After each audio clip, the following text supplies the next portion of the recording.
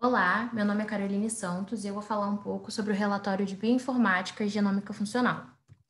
Bom, primeiramente foram entregues aos alunos uma sequência de aminoácidos para que nós pudéssemos rodar em diferentes programas e bancos de dados. Vocês vão ver posteriormente que a minha proteína se trata de uma proteína de superfície de merozoíto do organismo Babesia canis, que é um hemoprotozoário. Primeiramente, foram feitas análises iniciais através de alinhamentos.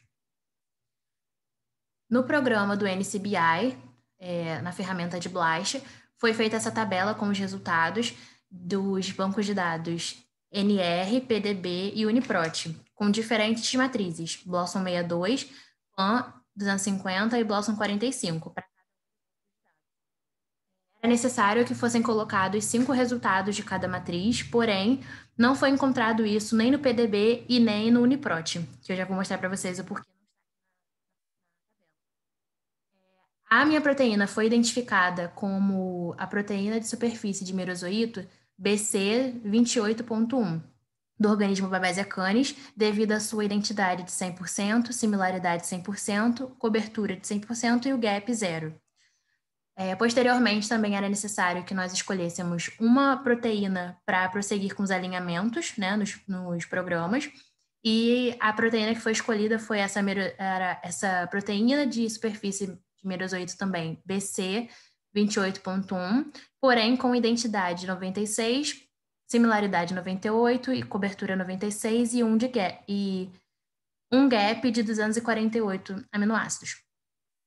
Então, como ela foi escolhida? Ela foi escolhida de forma que, mesmo com pouca diferença, né, na identidade, similaridade e cobertura, fosse possível notar alguma diferença durante o alinhamento.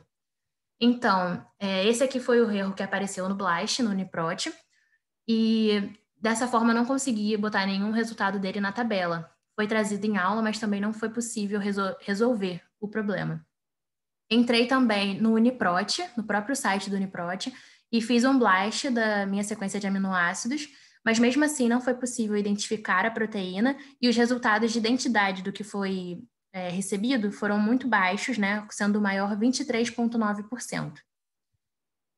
Foi feita uma busca pelo nome no próprio site do Uniprot para entender um pouco mais sobre a proteína, mas infelizmente não houveram muitos resultados. Sabe-se que a minha proteína ela é uma proteína transmembranar, né? E um pouco sobre a origem taxonômica dela, né? Que a gente pode ver bem aqui embaixo. Bom, foram feitos alinhamentos, como eu falei, com a sequência escolhida, né? Primeiramente no Custal, né? Que é um programa de alinhamento múltiplo de sequência, e onde aqui na primeira linha é a minha sequência inicial e a segunda é a sequência escolhida. Também foi feito o alinhamento através do ProMouse, né? Rosa a sequência escolhida, logo abaixo a sequência inicial. Segundamente, foi feita a predição funcional baseada em sequência, em outros programas, como, por exemplo, o MetaSeq.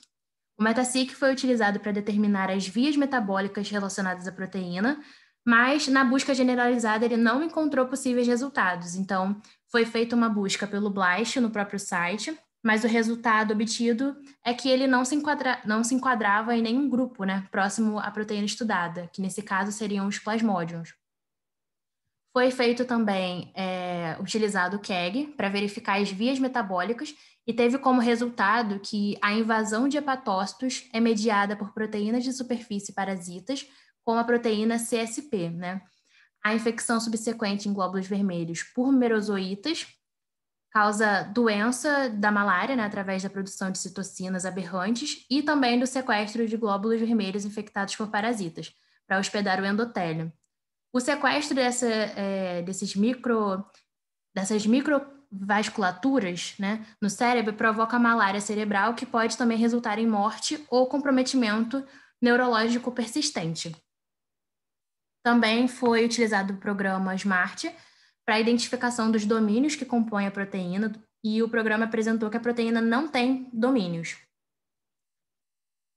Utilizamos o programa Signal-IP para verificar a presença de peptídeo-sinal, e o mesmo apontou que a proteína possui um peptídeo-sinal nos aminoácidos. Quer dizer, detectou peptídeo-sinal entre os aminoácidos 19 e 20, com probabilidade de 0,6704. Já no INTERPRO, foi utilizado para definir a classificação das famílias proteicas e a predição dos domínios em algumas regiões importantes da sequência.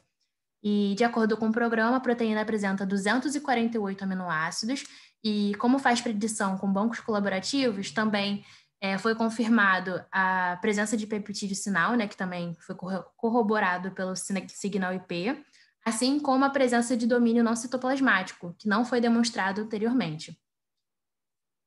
Utilizamos também o PIFAM para saber a respeito dos sítios ativos da proteína em questão e mostrou que não há sítios ativos previstos para ela. Após esse uso do PIFAM, foi utilizado o PSORT para a identificação da localização celular da proteína, onde o PSORT apresentou 23 respostas para a localização dela no meio extracelular, né?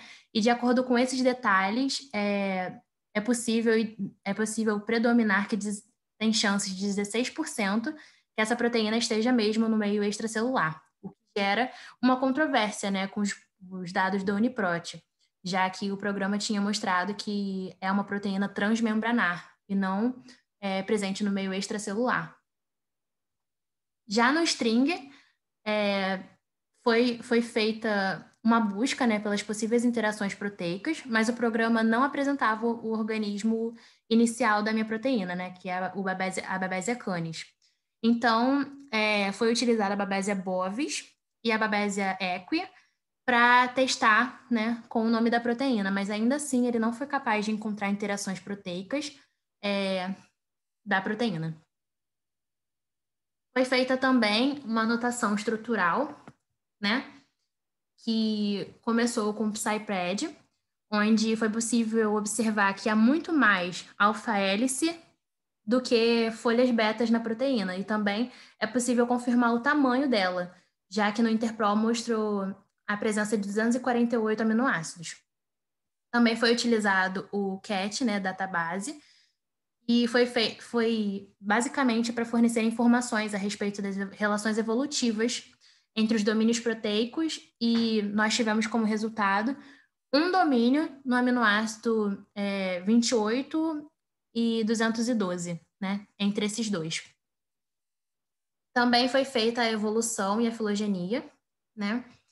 Porém, foi encontrado um erro durante a prática, né, para chegar às árvores filogenéticas, base e definitiva, porque através do bioedit, né, foi colocado lá os documentos, só que as sequências elas tinham terminações diferentes, né, uma era maior do que a outra. E como, infelizmente, essa minha sequência ela não tinha muitos organismos diferentes, né, eu só consegui colocar alguns plasmódios, esse primeiro aqui, que é uma levedura, e esse segundo aqui, que era relacionado a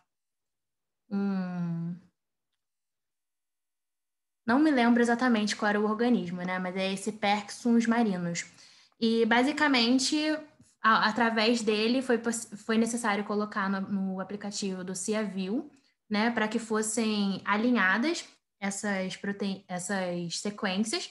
Porém, não foi possível, porque como as sequências elas eram todas de tamanhos diferentes, a função de complementar a sequência, ou reverter, ou qualquer um desses aqui em cinza estavam indisponíveis.